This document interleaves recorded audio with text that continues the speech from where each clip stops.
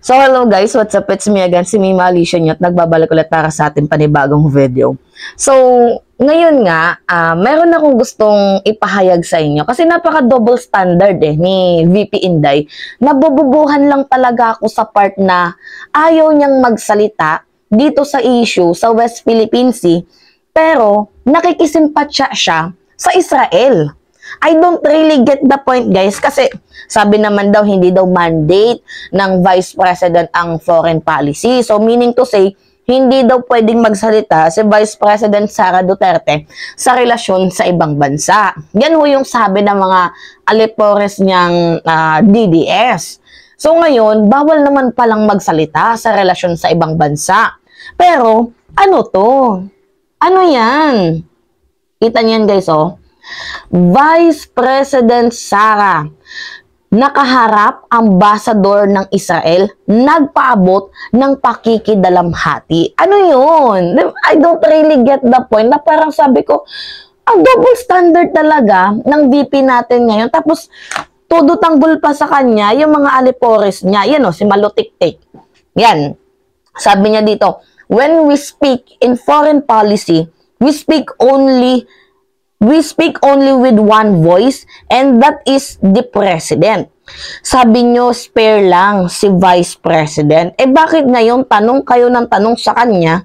Di ba dapat ang tanungin nyo ang Pangulo? Pero guys, ang point ko lang naman kasi dito, iba naman ata yung foreign policy sa opinion. Opinion lang or comment lang ang aming hinihingi ukol dito sa West Philippine Sea issue. So, para naman sa akin ngayon, di ba guys, nakikidalamhati siya sa gera, nakikidalamhati siya sa mga nasawi na buhay, pero no comment si Vice President Sara Duterte dito sa WPS kung saan direkta mismong mga Pilipino ang inaabuso, inaatake nitong mga Chino. Di ba, direkta tayong apektado.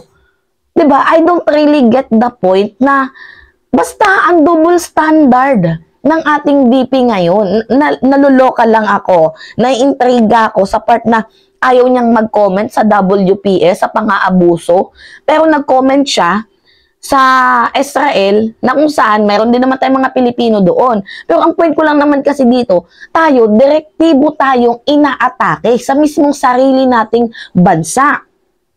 Pero wala siyang comment. It's either malaki ba ang utang na loob, VP Inday? I don't really get the point lang. So ngayon, ito yung balita. Nakakagigil. Ito pala si VP Inday guys. So pakita ko sa inyo. Yan o. Kausap niya yung ambassador ng Israel. Yan. Pahinaan nga natin yung brightness. Yan o. Kausap niya yung ambassador ng Israel. Yan. Diba o? Kita niyo yan. Ewan ko kung may mga photos pa yan si VP Inday. Kausap niya ang ambassador ng Israel. So, okay. Wala namang problema sa akin kung magpahayag siya ng pagsuporta, pagsimpatya. Siyempre, meron tayong mga Pinoy doon sa Israel. Walang problema sa akin yun, guys. Don't get me wrong. Baka mamaya sasabihin nyo na nagsalita lang si VP Inday ng kanyang pakikiramay. Naging masama na yung effect dito sa akin. Diba? Huwag yung isipin na ganun yung point ko. Ang point ko dito is, bakit siya nagsalita? Diba, dito sa pang-aabuso, pang-aatake ng Hamas sa Israel, samantalang sa pang-aatake direkta sa atin ng mga Chinese, wala siyang sinasabi. Yun ho yung point ko dito. Tapos, sabi, bawal daw siyang magsalita, hindi daw mandate ng VP ang foreign policy, bawal daw siyang magsalita sa relasyon ng Pilipinas, relasyon natin sa ibang bansa, bawal daw siyang magsalita. Okay, sige, pagbigyan natin. Pero, bakit nagsalita ka dito? Diba? Sa tensyon ng Hamas, ng Palestine, dito sa Israel. Diba? Yan ho yung pinaka point of view ko dito. Anyway, sabi ni VP Inday, diba nakakaano lang, nakakagigil. Hindi ka lang pala spoiled brat, hypocrite din pala. Anyway, sabi dito sa balita, VP Sara nakaharap ambassador ng Israel, nagpaabot ng pakikidalamhati. So, ipinabatid ni Vice President Sara Duterte ang courtesy call sa kanyang ilang flaws ambassador sa State of Israel para sa Pilipinas. Natinanggap daw niya sa tanggapan ng Department of Education ng DepEd sa Pasig City. Ayon sa kanyang Facebook post nitong October 25, 2023.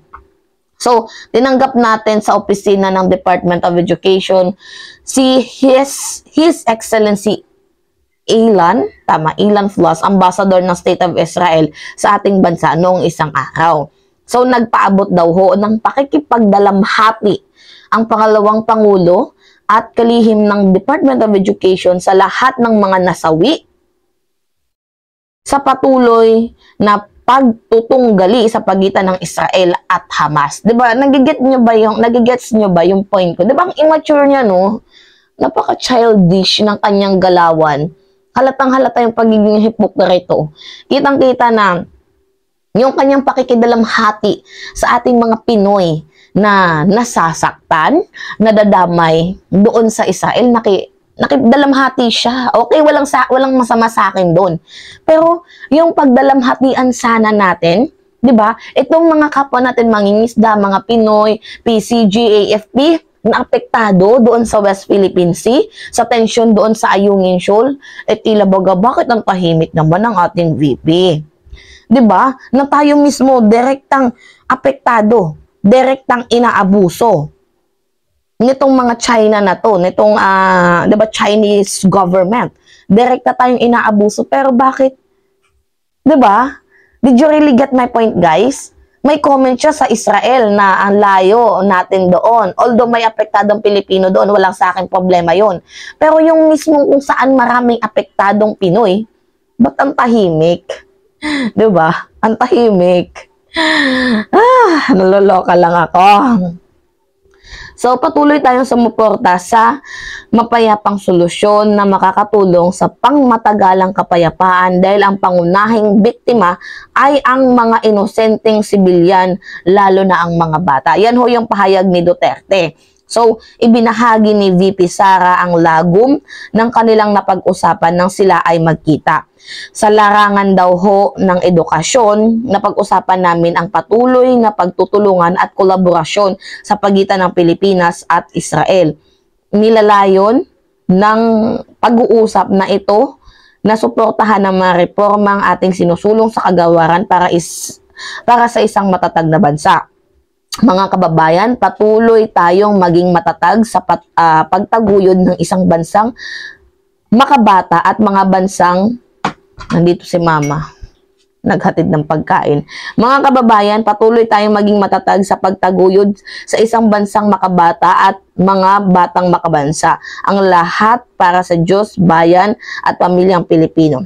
Syukran, Ani Pania.